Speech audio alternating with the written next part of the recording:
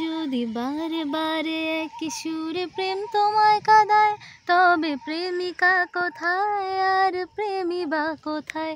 যদি দিশেহারা ইশারাতে প্রেমী ডেকে যায়, তবে ইশারা কোথায় আর আশারা কোথায়? যদি মিথ্যে মনে হয় সব পুরনো কথা, যদি চায়ের কাপেতে জমে নীরবতা, যদি মিথ্যে মনে হয় সব পুরনো কথা, যদি চায়ের কাপেতে জমে নীরবতা, তবে বুঝে নিও চাঁদের আলো কত। আজকে আমরা ঘুরে ঘুরে দেখব চিড়িয়াখানা আর জাতীয় উদ্ভিদ উদ্যান বোটানিক্যাল গার্ডেন। অনেক বছর পরে এসেছি, আমি অনেক ছোটবেলায় এসেছিলাম, প্রায় 25 থেকে 26 বছর পরে এলাম। এখন সকাল 11টার মতো বাজে।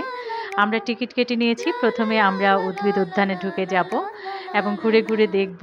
অনেক পরিবর্তন হয়ে গেছে। ছোটবেলায় যখন এসেছিলাম আরও একটু অন্যরকম লাগতো, যেহেতু বয়সও কম ছিল এজন্য অন্যরকম একটা ভালো লাগা ছিল। ঢোকার সময় ডান সাইডে দেখলাম লেখা আছে কৃত্রিম দ্বীপ। খুব সুন্দর একটা স্পেস করা আছে। সিঁড়ি দিয়ে বেয়ে উপরে উঠলাম, কিছুক্ষণ দাঁড়িয়ে রইলাম ওখানে। লেকের এক সাইড থেকে অনেকগুলো সিঁড়ি করা আছে, যেখানে দাঁড়ালে পুরো লেকটা দেখা যায়। দূরে ছোট্ট একটা ব্রিজ দেখা যায়। ভীষণ ভালো লেগেছে। চতুর্দিকে শুধু সবুজ আর সবুজ, এত শান্তি লেগেছিল।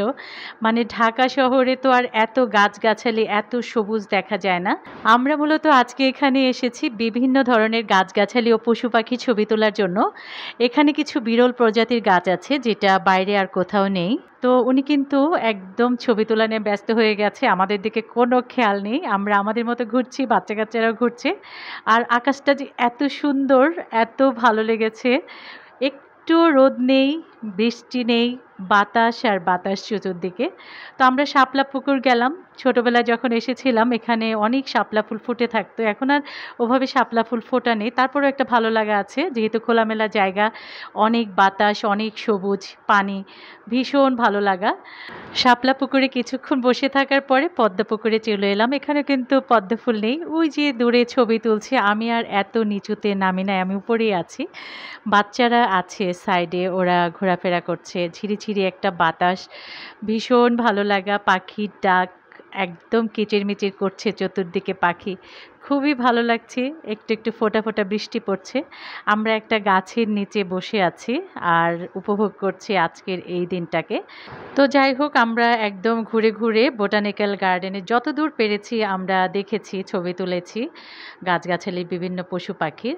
তো এখন কিন্তু পুরোপুরি বৃষ্টি শুরু হয়ে গেছে। এবার একটা ছাতার নিচে আমরা আশ্রয় নিয়েছি, কারণ বৃষ্টিতে কোথাও দাঁড়ানো যাচ্ছে না। তো ভাবলাম খেয়েও নেই, দুপুর হয়ে গেছে, আবার আমরা চিড়িয়াখানায় ঢুকবো। আমি কিন্তু খাবার বেড়ে দিয়েছি। সবাই খেয়ে আমরা যখন বের হলাম তখন দেখলাম বোটানিক্যাল গার্ডেনেরই একটা রাস্তার সাইডে বিভিন্ন টক জাতীয় ফলের ভর্তা তৈরি করছে।